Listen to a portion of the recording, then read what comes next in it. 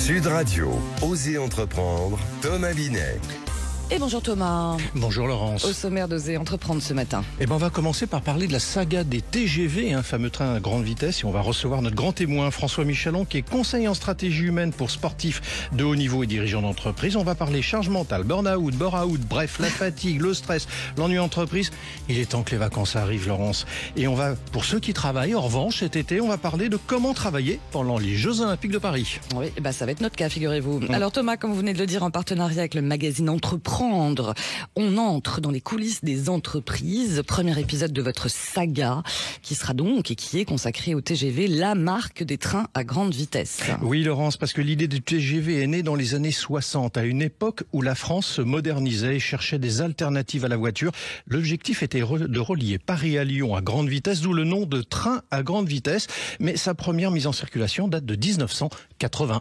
Ouais, et forcément, comment s'est déroulée l'évolution du TGV depuis ses débuts? Eh bien, le TGV a connu plusieurs générations avec des améliorations constantes en termes de vitesse, de confort et de sécurité. On a notamment vu des records de vitesse battus comme les 380 km/h du TGV Atlantique en 1981. Le TGV a également permis de relier des villes de plus en plus éloignées comme Paris et Marseille en moins de 3 heures. Au-delà de l'offre de transport, la SNCF franchit un cap en septembre 2000 avec la création de la marque TGV. Sa vocation est de faire passer le TGV d'une offre train à une offre multiservice afin de mobiliser, de symboliser la capacité de faire gagner à tous des moments de vie. Alors, et aujourd'hui, forcément, Thomas, la question qui se pose, quel est l'avenir du TGV? Eh bien, le TGV, malgré des années qui passent, continue à avoir un bel avenir devant lui. Il est capable de s'adapter aux nouveaux défis, comme la transition écologique, car la 5e génération baptisée TGV M pour modulaire, qui circulera à partir de 2025, promet de réduire de 20% la consommation d'énergie et d'améliorer de 37% le bilan carbone grâce aux avancées technologiques. Bref, le TGV continuera sans aucun doute à jouer un rôle majeur dans le transport ferroviaire français et européen, Laurence. Allez, on passe à votre témoin de la semaine, Thomas. Nous sommes en compagnie de François Michalon, conseil en stratégie humaine pour à la fois sportif de haut niveau et dirigeant d'entreprise et auteur du livre Burn-out, le vrai du faux chez La Providence. Bonjour François Michalon. Bonjour à tous. Bonjour François Michalon. Alors je monte tout de suite à la caméra pour ceux qui nous suivent sur sudradio.fr. Le livre que vous avez écrit et coécrit avec 2 médecins. Vous parlez du burn-out, on va rentrer tout de suite dans le vif du sujet. Vous dites que la charge mentale d'ailleurs et le burn-out, un syndrome d'épuisement professionnel, pour le qualifier immédiatement, sont les fléaux du 21e siècle. Alors pourquoi aujourd'hui, tout d'un coup, on aperçoit ça? Parce qu'on peut se dire qu'au XXe siècle, il y avait aussi de l'épuisement professionnel, même s'il pouvait être différent. Le travail n'était pas simple, au siècle précédent non plus, même physiquement. Alors, est-ce qu'on n'est pas en train de mettre sous ce terme un peu tout et son contraire, pour commencer? Alors, pour commencer, déjà, le titre de notre livre, Burn-out, le vrai du faux, il est là parce que, effectivement, on aura tendance à dire, dès qu'on a 10 rendez-vous par jour, ça y est, je suis en burn-out. Non, le burn-out, ce n'est pas ça du tout. Burn-out, c'est un épuisement, en principe professionnel, mais on sait qu'on a des mamans qui sont en burn-out parce qu'il y a une accumulation. Avant d'en arriver au burn-out, il y a ce que j'appellerais la charge mentale. La charge mentale, c'est l'antichambre du burn-out. Donc, à force de se charger mentalement, on arrive à une succession de poids qui fait qu'on est épuisé et pour certains, vont jusqu'au burn-out. Je dis bien pour certains, parce que tous n'en vont pas au burn-out. Parce que le burn-out, pour expliquer à tous ceux qui nous écoutent, c'est vous êtes en forme, vous êtes performant. Le burn-out arrive à des personnes qui sont compétentes, qui veulent contrôler, qui sont brillantes dans leur carrière. Et à un moment donné, boum, il n'y a plus rien. C'est-à-dire que le matin, vous réveillez, il n'y a plus de jus. On en compterait, François Michalon, à peu près 2,5 millions en France. C'est toujours difficile de savoir comment on estime tout ça, mais ce qui est colossal, rapporté à peu près aux 30 millions d'actifs. C'est effectivement colossal, ce sont des statistiques officielles, je ne me suis pas amusé à les contrôler, mais c'est une réalité. Alors, pour répondre également ou complémenter votre question de tout à l'heure, pourquoi est-ce qu'on en a plus? Bien tout simplement parce que la société change, évolue très rapidement, et depuis la crise sanitaire, tout s'est accentué, c'est-à-dire qu'il y a eu d'énormes changements dans la société, dans la manière de penser, dans la manière d'être professionnelle, tout a changé. Vous voulez dire par là qu'il y a eu une bascule au moment de la Covid? Oui. La crise sanitaire a fait basculer le fait d'être enfermé, le fait de prendre conscience d'un certain nombre de choses. On s'est aperçu que bon nombre de personnes, jeunes ou moins jeunes, ont souhaité retrouver du sens dans leur vie. Est-ce que je vous comprends bien? Ça ne veut pas dire que ça n'existait pas avant, ça veut dire qu'on a commencé à comprendre et à qualifier beaucoup plus les choses à ce moment-là? Oui, beaucoup plus, parce qu'effectivement, il existait auparavant, ça a été découvert par un psychologue, si j'ai bonne mémoire, il y a 50 ou 60 ans en arrière, donc... Oui, donc on en parlait déjà, sauf qu'on n'en parlait pas dans ces termes. Sauf que le terme burn-out n'était pas aussi à la mode, entre guillemets. Donc c'est un terme un peu fourre-tout pour certains, mais prenez en compte que le burn-out existe réellement et que des personnes en souffrent, et que, comme l'on dit très souvent avec mes 2 co-auteurs médecins, on peut éviter le burn-out et on peut en sortir. Ça, c'est une bonne nouvelle. On verra après, justement. On verra après. Ce qui est intéressant aussi, c'est d'observer quand même, on regarde un peu dans les autres pays et on prend un exemple, c'est le Canada. C'est quand même la première cause d'absentéisme en entreprise aujourd'hui. Oui, mais absolument. Et ça coûte très cher. Ça coûte très cher aux entreprises. Encore faut-il que les entreprises en prennent conscience et acceptent d'aller sur de la prévention.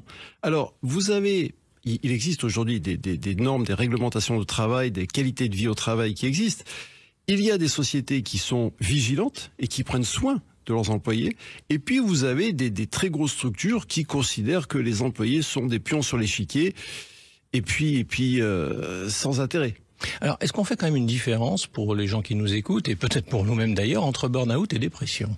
Oui, c'est différent. Je dirais que le burn-out, c'est sujet à un épuisement, comme je disais tout à l'heure, professionnel, mais encore une fois, vous avez des mamans qui sont en épuisement parce que faut savoir que la charge mentale touche énormément de femmes et que la charge mentale, mesdames, vous êtes championnes du monde de la charge mentale parce que vous avez beaucoup plus à gérer que nous sur l'assiette. Vous gérez la famille, les enfants, la vie professionnelle, la maison, alors que nous, les hommes, on est un peu plus privilégiés de ce côté-là. Je dis bien en règle générale. Donc, le burn-out, c'est l'épuisement professionnel. La dépression, c'est plus quelque chose qui est relatif à une sorte de tristesse intérieure et qui peut durer très longtemps. Donc, c'est 2 sujets qui n'ont rien à voir. On peut, d'un burn-out, on peut éventuellement tomber dans une dépression. D'accord. C'est déjà arrivé. Alors, on va revenir au monde de l'entreprise, très concrètement, parce qu'on observe quand même, et il y a beaucoup d'articles d'ailleurs qui sont publiés sur ce sujet-là depuis quelque temps, que les postes de manager sont de moins en moins enviés, justement en raison de la pression de toutes parts. La pression de toutes parts, soyons très clairs, c'est les supérieurs hiérarchiques qui vous demandent d'atteindre vos objectifs, et les collaborateurs qui sont pas forcément toujours faciles à manœuvrer afin d'atteindre les objectifs donnés par justement les responsables. Donc il y a une fuite de managers aujourd'hui dans les entreprises à cause de cette charge mentale. Alors, vous avez raison, pas spécialement qu'à travers la charge mentale, c'est parce que, encore une fois, depuis la crise sanitaire, tout a changé, télétravail. Donc les managers ont eu du mal à trouver leur place. Et puis vous avez également un constat, c'est que bon nombre sont managers ou sont devenus managers, mais n'ont pas forcément l'étoffe d'un manager. Ils sont managers parce qu'ils ont eu de bons résultats, mettons financiers, donc ils sont promus, mais est-ce qu'ils ont les capacités à gérer, à manager une équipe, à manager de l'humain, à comprendre l'humain? Et ça, dans bon nombre de sociétés, on écoute des plaintes par rapport à ça. Alors très concrètement, comment on peut en sortir? Parce que là, on a fait le constat. On a regardé la situation, mais comment on fait pour en sortir de cette situation? C'est une bonne question. Il y a plusieurs possibilités, c'est ce qu'on évoque dans le livre. C'est déjà faire de la prévention, c'est hyper important. Faire de la prévention, c'est-à-dire surveiller votre comportement, regarder si vous changez d'attitude, si vous dormez bien, parce que c'est hyper important, si votre manière de vous nourrir a changé. C'est pour ça que dans notre livre, j'ai le docteur Alain Delabo qui est nutritionniste et on parle de la nutrition, c'est hyper important. Et puis il y a également une chose qui est très importante, je constate moi avec les clients que j'accompagne, c'est que il y a énormément de colère, de frustration dans chacun des individus aujourd'hui. On vit dans un monde qui est en pleine effervescence. Or, tout ce qui est colère, frustration, doute, etc., fait que ça vous mange votre capital de paix intérieure, de votre sérénité intérieure. Quand vous manquez de paix et de sérénité intérieure, eh bien automatiquement, ça part dans tous les sens. Donc, nécessité de retrouver ce bien-être et cette paix intérieure. Vous parlez du sommeil, c'est intéressant parce que on a bien vu dans la classe politique, c'est toujours mis en avant les hommes politiques qui dorment peu. Je pense au premier d'entre eux, pour être très concret, qui dit je dors 4 heures, c'est des superman entre guillemets. En fait, c'est tout le contraire qu'il faudrait faire.